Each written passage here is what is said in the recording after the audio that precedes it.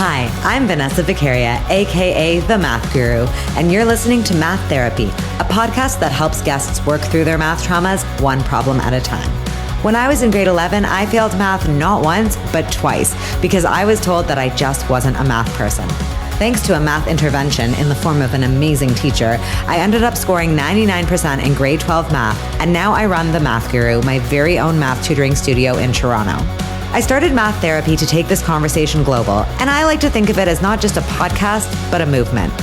Whether you think you're a math person or not, you're about to find out that math people don't actually exist, but the scars that math class left on many of us definitely do.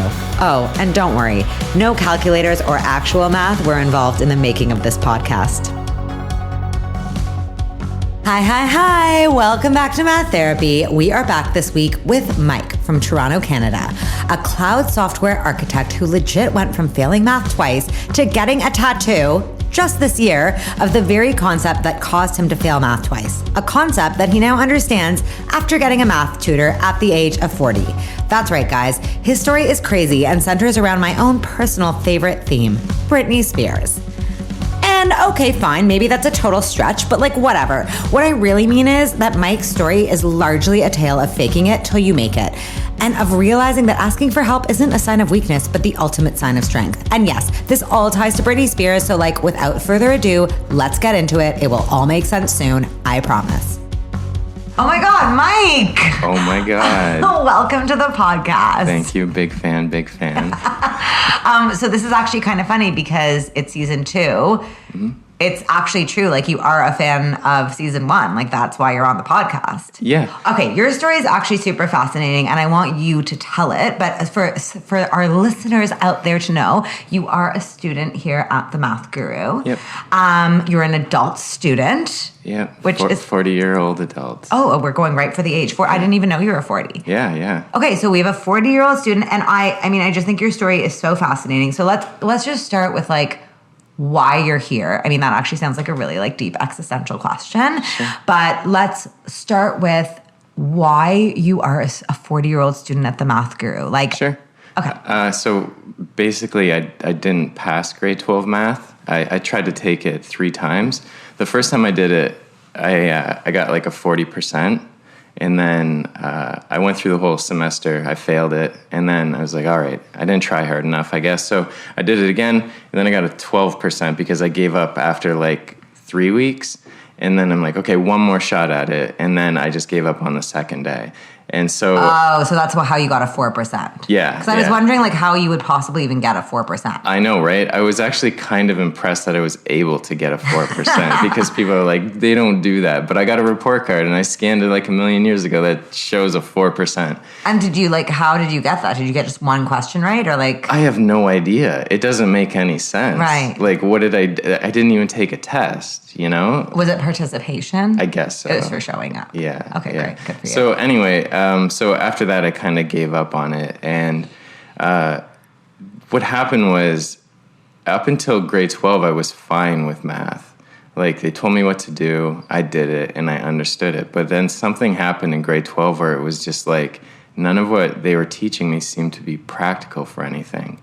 And then, you know that like question where students always say, well, where am I going to use this? What's the point of this? Yes. Like, yeah, every teacher hates that question, but it's true. You need to be able to demonstrate where you're going to need this.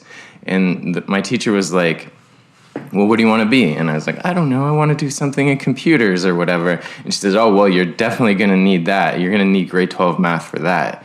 And she said that the first time that I failed. And then the next semester, there was like a poster on the wall that showed like all these careers and where you're going to use your math skills or whatever. And oh my God, I hate those posters. Yeah. So I looked at that and I can like still picture it in my mind. And I'm like, well, this poster is showing that I definitely need grade 12 math. So I guess that's not my life. I'm not going to be in computers, whatever that might mean. Oh, and the reason was you were like, I can't get through this grade 12 math and I need it for computers, therefore I'm not going to go into computers. Like, was that the thought process? Exactly. And why was the reason you couldn't get through grade 12 math? Was it like it was too hard, or like you just didn't give a shit? It was... Now, I know this is at the risk of sounding like one of those people who go, I didn't really have to try in school. I kind of just did it. I took naps and did my tests or whatever. Right. But like, it's somewhat true, but I understood enough of everything in every class to the point where I knew how to just get by. I wasn't like throwing A's all around the room. I was just like, I was passing. Right. I was passing. You tell me what to do, I do it. And it was applicable. But once it got to grade 12 math, it was just, I didn't understand it the first time somebody told me. So I realized, oh, well, I guess this is my peak. Oh my God. And honestly though, like this does happen to our students all the time. Like not to go on a whole rant about it, but like it's like a blessing and a curse, right? Like it's like, oh my God, you're so smart that like you just kind of got by without doing that much work. But then the problem is if you're used to that type of mentality, the second something gets hard, you're like, oh, I guess it's just not for me because you haven't been trained to work hard at something. Exactly. I don't know how to like dig deeper into this statement, but it seems like nobody taught me how to learn. Like, ooh, wait, let's just pause on that statement. How fucked up is that? Yeah. If you like, what an obvious thing to say in a way, because I bet you actually most students out there would say, did someone teach you how to learn? And they'd say, well, no, that's not what school teaches you. School doesn't teach you how to learn, does it? It teaches you content. When does school ever teach you how to learn? But how fucked up is it that school doesn't teach you how to learn? Like, if there's one purpose of schooling, should it not be to teach you how to learn? you would think. Oh my God. Like nobody, like that whole like self-doubt, like just goes throughout my entire life at that point, because everything that I did up to that point, even when it wasn't like educational based, I was just good enough. Played baseball as a kid. Nobody was like, get out there, kid, and practice, and you're going to throw the ball a million times a day. They're just like, I just went and I played baseball, and like I was okay at it. Right. So like everything that I was okay at, I thought I was that kind of person. I'm an okay baseball person. I'm an okay, I don't know, history person or something like that. So at some point you hit a level where you just can't get any better, it seems. Like I can't be the best person at a specific thing in the world. I can try, but the chances of me being the best is pretty low. This is actually like kind of hysterical because I literally said to David / the guy in my band / our editor, hi. Okay, I literally said to him last night in like a fit of almost, not despair, but I was like, David, do you think that our band can ever be as famous as Lady Gaga? No, but like seriously, I was like, do you think that, and like his response was so interesting because he was kind of like, why does it matter? Whereas to me, I was like, but if I don't think I can be as famous as Lady Gaga, what the fuck am I doing? Like, and we had such different opinions about it. Like, he was kind of like, but I don't need to be as famous as Lady Gaga. That's not my question. And for me, I was like, I need to know that I could be if I worked hard enough. Like, I need to know that there's a potential that I could be the best in the world. Like, do you see what I mean? It's kind of like a similar thing as what you're saying. It's like, what is that attitude and like how much does it really matter? Because like it sounds to me it was very deflating for you. Well, yeah, I guess if you're asking what that is, I would call it delusion, because like if you think you can be the best, yeah, like, and you actually believe that you will be the best at something, there's some things you can't possibly have that mindset for. Like what? You can't be the best president of the United States. Like there's things that you just can't do. Everyone has a limit, and I felt like whenever I hit that point where I didn't understand something at first, that's my limit. Go search for something else that you'll be naturally good at until you hit that limit, and just keep going until you hit something you don't understand. But that's not the right way to look at life. I like that you think you can be better or as good as Lady Gaga. That's amazing. It's true, but you're right. Like, it's like if I needed to think that about everything, maybe there are some things I wouldn't do. So like if you're like, okay, like I really want to be good at math, right? And you're like, okay, I believe that if I can try really hard and if I work really hard, I'll be good at math, whatever that means to you. Like I'll pass this course or whatever. Yeah. But what's stopping you is the idea that you can't be the best at it. Then that's a problem, right? Maybe this is like a bit too into the weeds. No, it's good. It's good. If I could say my goal for anything, it would be to be second best at anything I try. What does that mean? Second best to who? Whoever's the best. And that's okay. Because being second best is better than being first. If you're better than Lady Gaga... It's blowing my mind. If you exceed the capability of the Gaga, then you now have to defend your position for the rest of your life. Right. Whereas a second, you're just chilling. You're just enjoying life, being like good enough. What the fuck? Yeah, why do you want to be better than Lady Gaga? You're right. But I'm like honestly like kind of freaking out by this whole situation right now. Well, you have to sell your soul to the Illuminati first to become as good as Lady Gaga. Why? And I don't know if, isn't that like a prerequisite for hitting that kind of plateau? Is she part of the Illuminati? I think so. Like every celebrity is? Is that the theory you're going with? Yeah, let's go with that. Yeah. But is that it? Like, why would you have to do that? Well, you never heard like the term you have to sell your soul to the devil to become famous?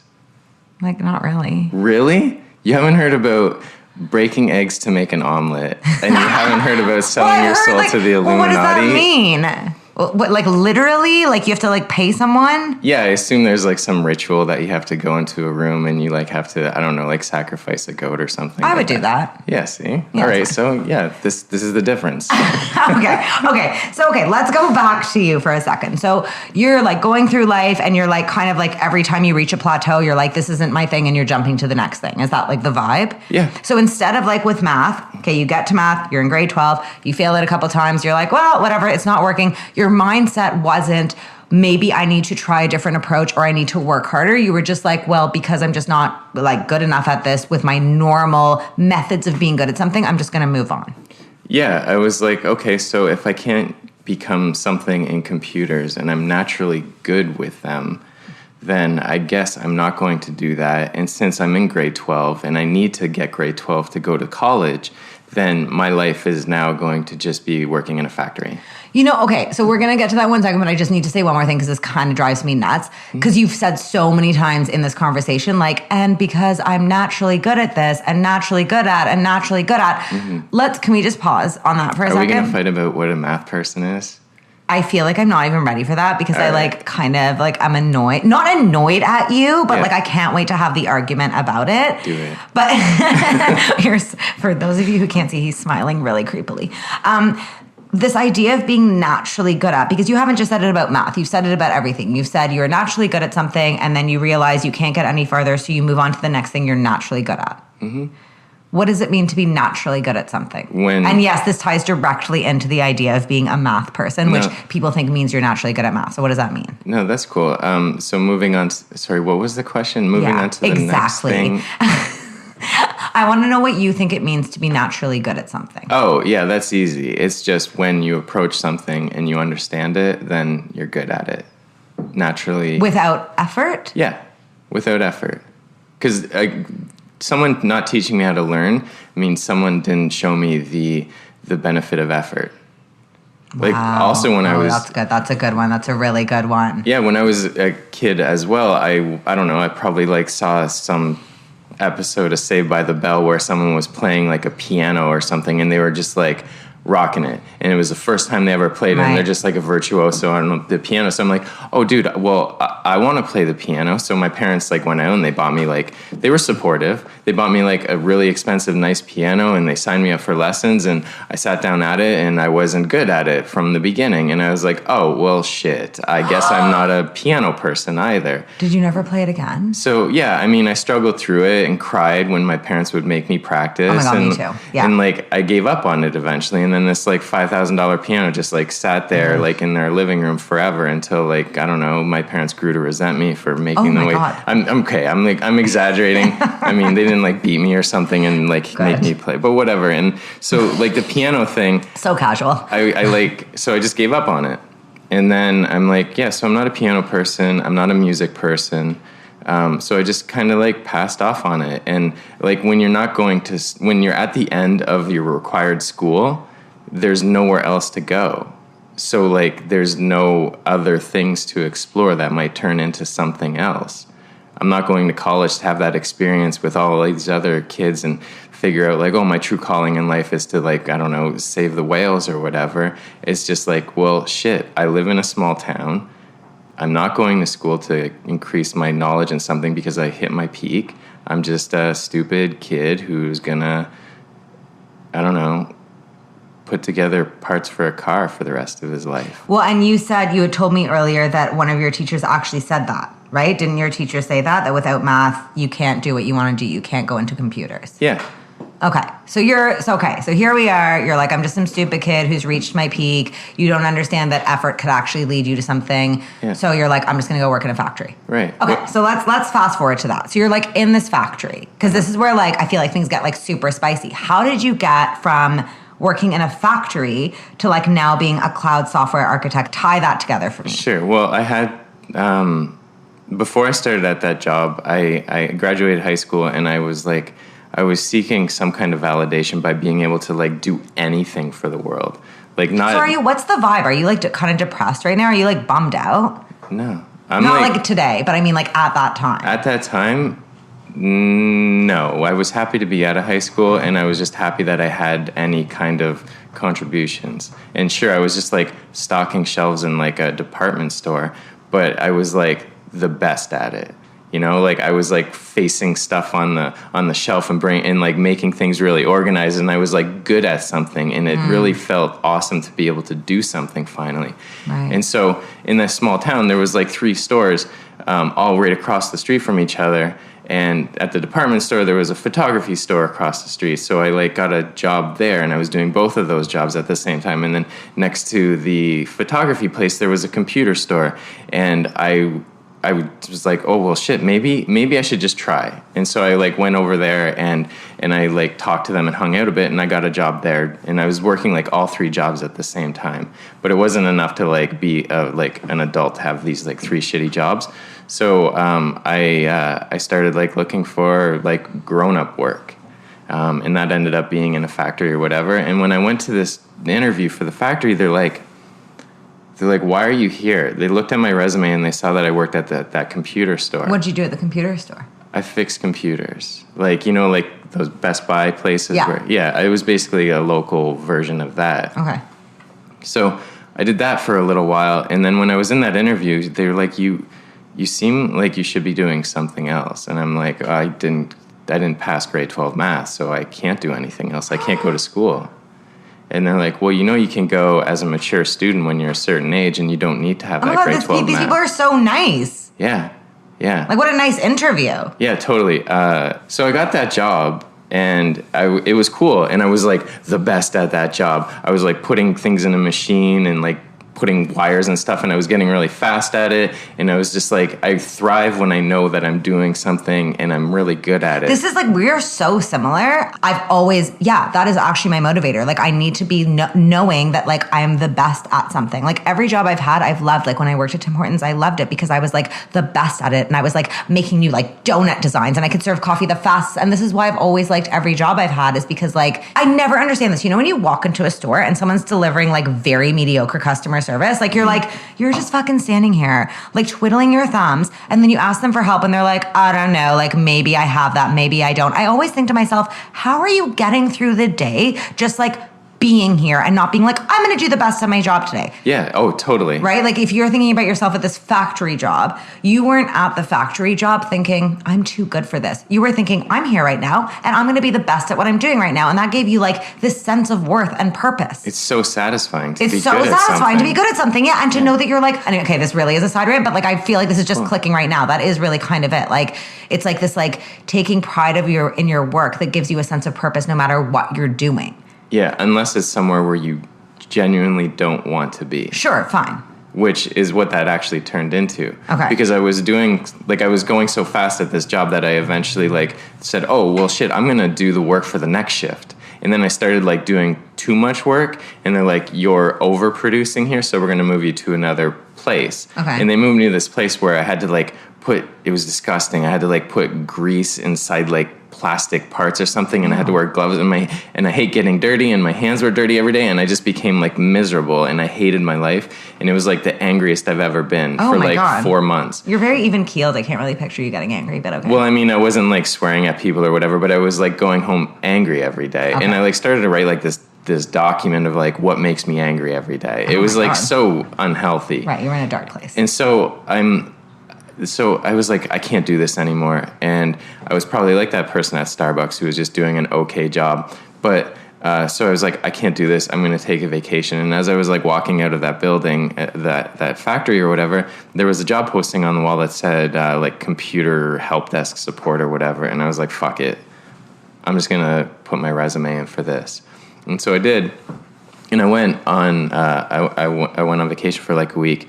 And then when I came back, I had a phone call on an answering machine because, like, back in that day, answering machines, right? Right. What are those? Oh my God, technology. So, wow. yeah, I had that. And I went in for the interview, and it was that same lady, Mari, and she was like... Oh, I love this woman. What did she do? Oh, my God. She's like, I've been waiting for you. What? I know, right? I'm getting goosebumps. This is so cute. Yeah. Also, okay. I'll keep going. Yeah, and then, so then 2 years later, we got married. No, I'm Oh, my God. I'm just joking. I was like, I know for a fact you're not married. Yeah. Okay. So I got that job, and I got an interview with the lead technical person at that department, and he started like asking me all these questions, and it turns out that all the nonsense that I was doing at home that I found fun was like directly transferable into a career that wasn't programming, and it was still working in IT, and so I got that, and I don't know if it was like fake it till you make it kind of mentality, but once I started doing that job, he asked me to do a few specific things, and when I went to go do some of those things, I didn't quite know how. He's like, go patch this room into the network or whatever, and I didn't know how to do it, and I was like, shit, I peaked again, and it's like a couple weeks in, but instead of just like giving up, I was like, well, why don't you show me how you do it first? Smart. And then he like, I mean, that's the obvious thing that someone says when they're lying, but he's like, okay, kid, sure. So he shows me how to do it. And then I realized, oh, I just have to ask someone to show me how to do something, and eventually I'll get it. So what in this moment prevented you from doing what you've always done in the past, which was just to give up? Because the job was too cool.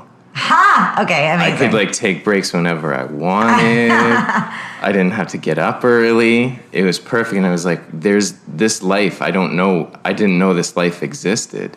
I got an expense account. I don't have to pay for my lunch. Are you kidding me? So I was like, up until then, all my exposure to jobs was just labor. Right. So I'm like, I can't let this go.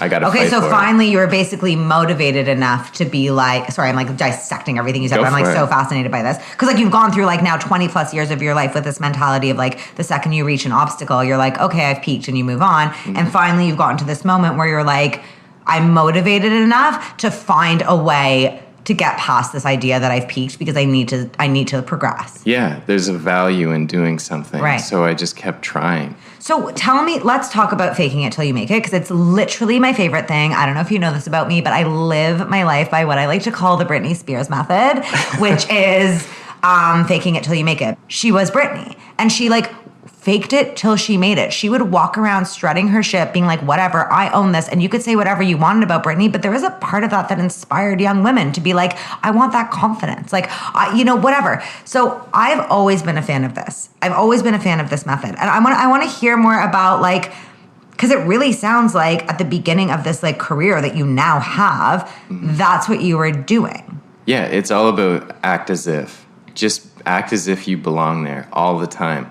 Patch this network cable in to whatever, I'm going to act like I know how to do this. I'm going to act like I know how to figure this out. And like, I can't imagine what Britney Spears was feeling the first time she had to like walk out on stage and do like some ridiculous dance. Because like conceptually just thinking about going out on a stage and acting like that is insane. Insane. Yeah, but if you just act as if this is normal, it always turns into something. Right. And that like, we'll call it a lie. I didn't know how to patch the network cable in. Let's say I lied on that.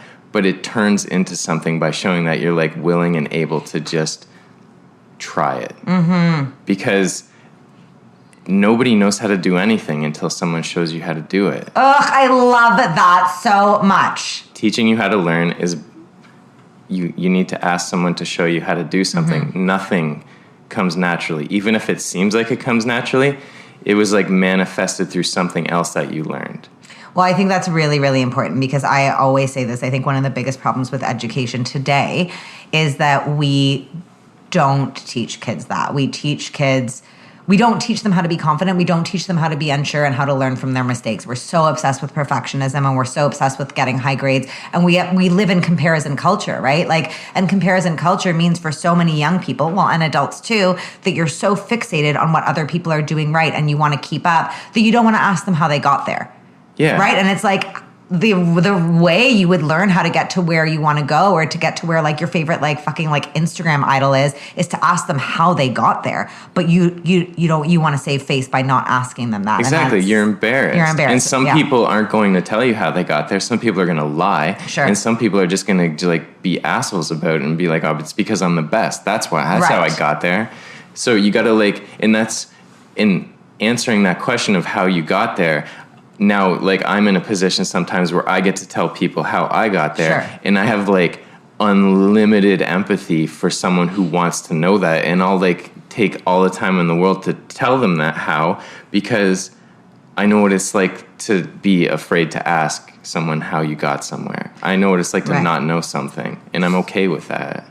Yes, and because I want to be clear too, it's not faking it till you make it. Just doesn't just mean like acting like a cocky asshole and being like I belong here and not doing anything about it. Mm-hmm. It means I often like to say it like starting by saying yes and then figuring out the rest after. So it's like you're faking it in a sense of being like, no, I belong here, but then you're actually doing the work, right? Yeah. You're not just showing up and being like, whatever, I belong here, which millennial attitude. You might have to delete this actually. I'm being like so rude to millennials. But like that attitude of like, you're going to fake it till you make it. You're going to act confident. You're going to get the job. And then you're going to do the legwork it needs to do a good job. Yeah. Always say yes and try your best. As stupid and basic as that sounds. And it rhymes. I like that. Yeah. Oh, cool. Awesome. You guys have an opening in your band? I feel like that'd be a good shirt. But yeah, always say yes and try your best. I really like that. Yeah. Okay, so do you get imposter syndrome now? Like you had... Yeah. Because you did mention that you still feel kind of weird about the fact that you don't deserve... You said the words, I don't deserve to be where I am because I didn't pass grade 12 math. Yeah, I feel like I don't deserve to be anywhere because I feel like I've been lucky with everything. But yeah, you could say... I hate that word. I know. But like you could say it's imposter syndrome. But the more people I hear speak about that, the more I realize that I think everybody has it. Everyone has it. I feel like it's silly for you to sit here and say, I still feel weird and feel like I shouldn't be where I am because I didn't pass grade 12 math. Like, I don't really get that. It's like you've proven that you didn't need grade 12 math. That was just literally like some red tape that technically you're supposed to get through to get to where you're going. Yeah, you would think. But I still don't know what it's like to have grade 12 math. Okay, so let's talk about that. So what am I missing out on? Okay, well, so you are taking math with us at the Math Guru. Yeah, totally. So tell me, why did you decide to do that? What's going on? I don't even know where you are in the course. Like, what's going on with that? Well, I decided to like Billy Madison my way through high school math. Oh, I love it. And so right now I've been doing it for about 16 months, once a week, except for when I feel like I don't want to show up, and then I give Spencer some like nonsense excuse. But yeah, so we just started grade 12. And we're talking about like functions and stuff and quadratic equations and whatever. And like we're talking about tan and graphing stuff. And I got like this stuff. Guys, Mike he got a tattoo on his arm. Can we just explain what this is? Obviously, we'll include this in the show notes. But it's just like, it's like linear equation, quadratic equation, graphing it. It's all the transformations, right? Yeah. And so like that's where we're at. And that is exactly the spot in grade 12 where I was like, what the fuck am I doing? Everything up to that was like, this has a practical application. Now I don't understand where I'm even using this. And the best I can come up with for this, and I still don't quite understand it, is that this is how this is the true explanation of how you can describe the world, is these things. When people say math is everywhere and it's beautiful, like, this is how you describe things to other people. You can't explain an equation to someone without having the knowledge to write the equation. So, like, this describes how things behave in the world. And that's the best I can say. Your tattoo. Yeah. And maybe in the future I'm going to realize that, oh, shit, that's not right at all. You're stupid and ignorant. And then I'm going to have this and it doesn't mean anything to me. You can cover it up. And, like, there's laser technology. But I don't care. I like the idea that it might be a mistake as well. So you're doing this for emotional reasons, basically, because you don't need grade 12. Why are you making that face? Yes, like I am doing it for emotional reasons. You're doing it so you can see what you were missing because you're still convinced that you're maybe missing something. Yeah, because I could have taken a totally different career path if I had grade 12 math. Okay. Is your goal taking math with us is what? What's your ultimate goal? Is to get rid of that blocker of wondering what I could have been. Okay, so you're gonna finish grade 12 math with us. Yeah. You're doing it. You're fine. You're understanding it. How's it going? It's good. It's easier when it's on my own terms. Right. And I understand it. I don't completely understand why I'm doing like what specific things, but it's going well. It's a struggle every week. I hate coming, but when I leave, I'm happy that I came. It's like working out. That happens to me every time I go to the gym. Totally. It's a totally emotional thing. Okay, so when you're done grade 12 math, because I'm still like, okay, so you're gonna finish it. What are you hoping you might realize? Well, I know that where I go after grade 12, and it's because of Spencer. I'm going to look into something related to physics because every week I tell him I'm trying to come with a question about a relatable math question every week that I want him to explain to me, something real world practical. Okay. And so my favorite question that I came to him with was, when I walk up the stairs, I take 2 steps at a time. Some people take 1 step at a time. Some people walk up the wheelchair ramp instead. And I'm silently judging everyone who doesn't walk up the stairs 2 steps at a time because I'm like, you're lazy. Come on, get into it, right? So I come to Spencer and I'm like, this sounds like a math problem. Who's exerting more effort? Ooh, what? And he's like, that's a physics problem. And he like kind of explained it to me, and he says we can't get into the exact details of it just right now, but that's where this question goes. But who is exerting more effort? Well, I think I'm the more answer, out of breath if I do 2 steps at a time. That's what I thought too. But I think the answer is it's the same amount of effort.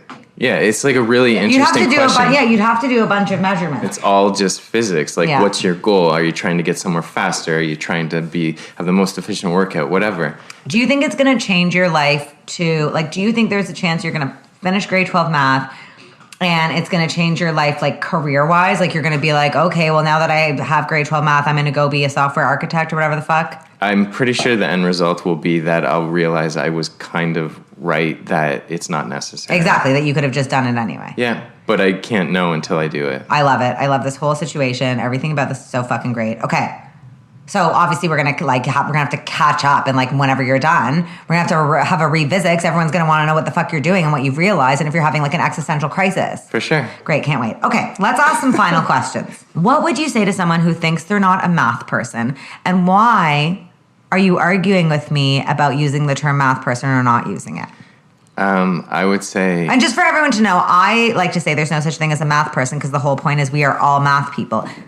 Like, the whole category of math person is irrelevant. It's like saying we're all like, I'm a reading person. We would never say that. I would say you're probably right. You're not a math person, but you can be if you want to be.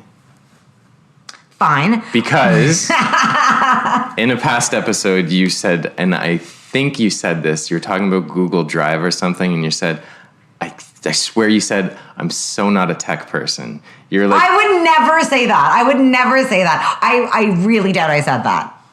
Did I say it? Exactly. And I would say I'm a tech person. And it's just like that idea of a person is like, it's just something you're naturally inclined and interested in. You can become any one of those people. You can't be the best at everything, but you can become one of those people. Okay, and if you're not a math person, it's okay. But if you want to be, you can be. Okay, fine, fair. But now I feel the need to defend myself.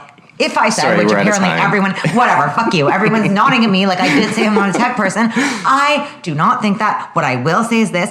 This is truly what I believe. I have not put in any effort to learn about technology. And if I chose to, I fully could learn how to use fucking Google Drive. Okay, the truth is... Of course you could. Of course I could. Of course you could. You could become a tech person. Yes, exactly. So I don't think I'm not a tech person. And that's really poor language. And I'm very disappointed in myself. And I'm sorry. I'm very sorry. I've been waiting for this day forever. That's the real reason you're here. Okay, final question. Final question. What is one thing you would change about the way math is taught in school? Yep. Put your fucking money where your mouth is, teacher. Oh, show me. Teachers. You're going for the teachers. Yeah, I know I don't blame the teachers. I don't blame them at all, but I hate that they're annoyed that they have to explain where the students are going to use it. Okay, I'm fair. so sorry that that's annoying to you, but you have to tell people where they're going to use something. The true idea of torture is like doing something with no purpose, like picking up a pile of rocks at one end of a room and moving them to the other room, and then to be told to pick them up and move them back to the other room. All you're going to be thinking is, why am I doing this? Right. So fucking tell me why. If I need it for math, if I need it for computer science, give me a practical explanation or an example of where I will actually use this in that career. That's all I want. Don't torture me. Right. Okay. Because still, I don't know why I need grade 12 math for anything in computer science. You're like out to discover it for yourself. Like you're basically like, I'm going to empirically figure it out. Sorry, that's a lie. I know some things that where I would use it, but those careers are so specialized that I don't think people are just like casually like rolling into them. Okay, this has been fucking amazing. I feel like I've learned so much. I feel like I have a lot to think about. I don't know how much I really like agree with, and like, I don't know, I guess that's a good place to be. Okay, well, Mike, fuck, go live your best life. Can't wait to hear more about it. Bye, thanks. Bye. Wow, Mike seriously gives a whole new meaning to what it means to peak too early, and I'm kind of here for it. I feel like our whole convo about only doing something if you can be the best or like second best, I don't know, like it's really given me a lot to think about, because I know I said it in the episode, but I don't know if I actually believe that anymore. Also, truth be told, I'm on this whole like abundance kick with Deepak Chopra and Gabby Bernstein, and if there's one takeaway, it's that there is enough of everything, including success, to go around. And just because like one person is great at something, that doesn't take away from your chance to be great at that something too. Like it's not a competition at all. And I think that really changes my approach to things, and I hope it changes yours too. The truth is, when we're not focused on competing with one another, we can use our resources to collaborate with and support each other, which is like, I don't know, way more fun, but also way more fruitful. So there you have it.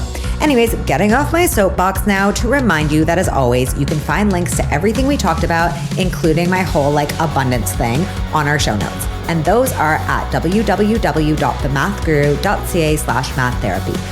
Remember to follow us on all social media at The Math Guru. And of course, a reminder that Math Therapy is hosted by me, Vanessa Vicaria, produced by the lovely Sabina Wex, and edited by the weird and wonderful David Kochberg. Our theme song is Waves by my very own band, Goodnight Sunrise. And guys, if you know someone who needs math therapy or just needs to like hear someone getting it, please share this podcast and think about writing a review on whatever podcast app you use. Those two things make a huge, huge difference. Here's to changing the world one math hater at a time. See you all next Thursday.